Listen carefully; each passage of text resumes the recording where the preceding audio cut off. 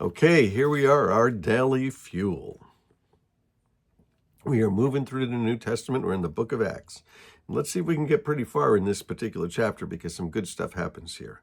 And we said that the outline of the book of Acts, chapters 1 through 8, is the city of Jerusalem, Jewish people, Peter being the leader. Chapter 9, Apostle Paul gets saved. Chapters 10 through 28, it's mostly around the Gentiles outside of the city of Jerusalem, and the Apostle Paul begins to play a central role.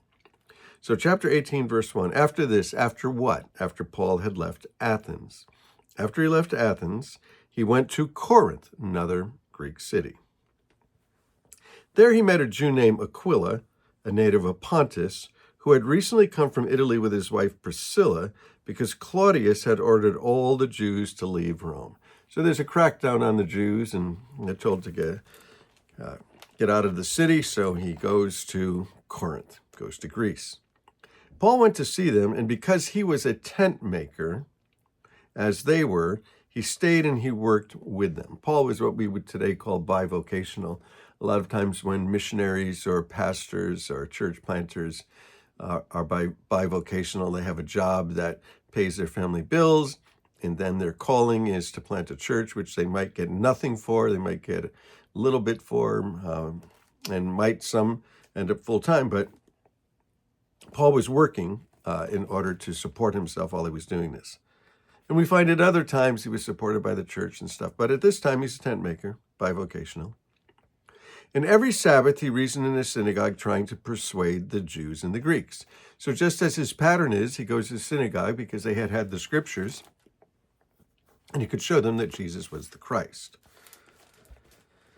So when Silas and Timothy came from Macedonia, his team, remember he was building a team as he was moving through all these places, Paul devoted himself exclusively to preaching, testifying to the Jews that Jesus was the Messiah.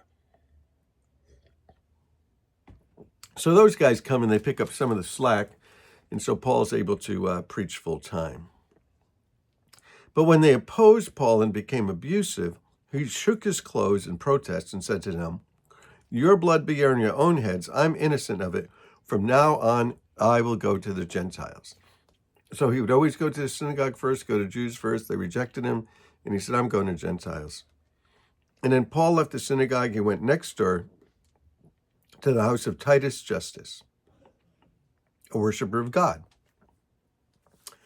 And Crispus, the synagogue leader, and his entire household believed in the Lord, and many of the Corinthians who heard Paul were baptized. They believed and were baptized. Now, it's a little bit of a problem because the leader of the synagogue, he believes Paul, and he follows him, and his family is following him, so it's going to cause a rift here. One night, the Lord spoke to Paul in a vision, and he said, "Don't be afraid, keep on speaking, and don't be silent, for I'm with you, and no one is going to attack you or harm you, because I have many people in this city." Why would the angel say that? Probably because he was afraid. You don't think of the Apostle Paul as being one who was afraid, but there's just trouble, there's persecution, and he knew what it was like. I mean, this guy was pursuing people to the death, and he knows that there are probably people pursuing him to the death. So Paul stayed in Corinth for a year and a half teaching them the Word of God. That'd be wonderful to have Paul at your church for a year and a half, just teaching the people. And while Gallio was proconsul of Achaia, the Jews of Corinth made a united attack on Paul and brought him to the place of judgment. This man, they said, is persuading people to worship God in ways contrary to the law. So the story goes, it's what they did to Jesus, it's what they tried to do to Stephen, it's what they doing to Paul, trying to bring him to the civil authorities so that the civil authorities will punish him. Just as Paul was about to speak, Gallio said to them, "If you Jews were making a complaint about some misdemeanor or serious crime, it'd be reasonable for me to listen to you. But since it involves questions about words and names in your own law, the religious law, settle the matter yourself. I won't be a judge of such things." So he drove him off. And then the crowd turned on Sophanis, the synagogue leader, and beat him in front of the proconsul, and Gallio showed no concern whatsoever. So he's not going to get involved in the religious arguments, but he's also not going to protect the Apostle Paul. He's like, you guys do whatever you do, and if you're violent towards each other and you're violent towards each other, I'm going to turn the other way. So this is what's happening in Corinth, right? And so Paul stayed on in Corinth for some time. And he left the brothers and sisters and sailed for Syria, accompanied by Priscilla and Aquila. And before he sailed, he had his hair cut off at Cenchrea because of a vow he had taken. They arrived at Ephesus, where Paul left Priscilla and Aquila. He himself went into the synagogue, and he reasoned with the Jews. And when we asked him to spend more time, he declined. And he said, I'll come back if it's God's will. And then he set sail for Ephesus. And when he landed at Caesarea, he went up to Jerusalem and greeted the church, and then went down to Antioch. So he picks up this couple who, Priscilla and Aquila, right? And becomes sort of partners with them in the gospel. And they'll show up again and again, these particular guys. And so why did he cut his hair? Well, because he was going to Jerusalem, and Paul said, I become all things to all people that I might save some. To the Jew, I become like the Jew. To the Gentile, I become like the Gentile. To the Greek, I become like the Greek. So the gospel is offensive in and of itself, the cross, because you have to admit you're a sinner and other such things. And so Paul would do anything he could do to take away any other offense. This is what a lot of missionary organizations require. So if you're going to go to some place where people haven't heard the gospel, a lot of these places, particularly places like Wycliffe Bible Translators, where you go and you translate the Bible for people who don't have the Bible, they're pretty insistent that you live like the people.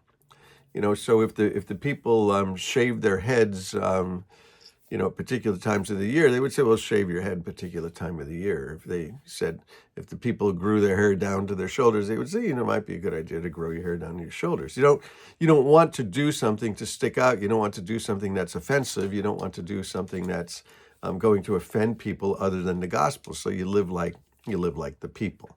And there's a lot of that in the New Testament. And as we move through the New Testament, we'll see that you really don't want to offend people needlessly.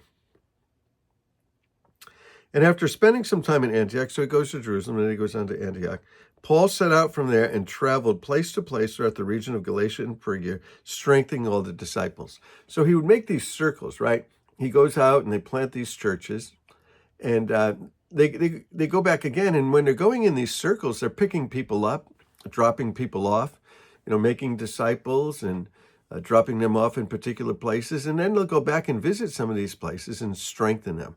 I love this when people that we've sent out of the church come back and tell us their stories, and we see them. It's just so exciting to see them. Meanwhile, a Jew named Apollos, a native of Alexandria, came to Ephesus, and he was a learned man with a thorough knowledge of the scriptures, being the Old Testament scriptures, of course, right? He had been instructed in the way of the Lord, and he spoke with great fervor and taught about Jesus accurately, though he only knew the baptism of John. What's this about? And he began to speak boldly in the synagogue, and when Priscilla and Aquila heard him, they invited to their home, and they explained to him the way of the Lord more adequately. So he seems to know enough about the story of Jesus and the baptism of John and all of these things, and he's teaching, but there's some deficiency in his teaching, and Priscilla and Aquila bring him in, and they teach him more accurately about the story of Jesus, about the account of Jesus, and about right doctrine, right? So when Apollos wanted to go to Achaia, the brothers and the sisters encouraged him and wrote to the disciples to welcome him. And when he arrived, he was a great help to those who by grace had believed. For he vigorously refuted the Jewish opponents in public debate and proving from the scriptures that Jesus was the Messiah. And so it turns out that this Apollos was quite the speaker. And it's going to cause some problems in Corinth because people are going to be enamored with the eloquence and the ability of him to speak. And they're going to end up comparing him to Paul. Just big problem. But there you have the founding of the church at Corinth and what was going on there. And so we'll continue through the book of Acts, and it's going to be pretty amazing. It's going to be a blast. So bless you guys. Love you. Let's keep going through the book of Acts.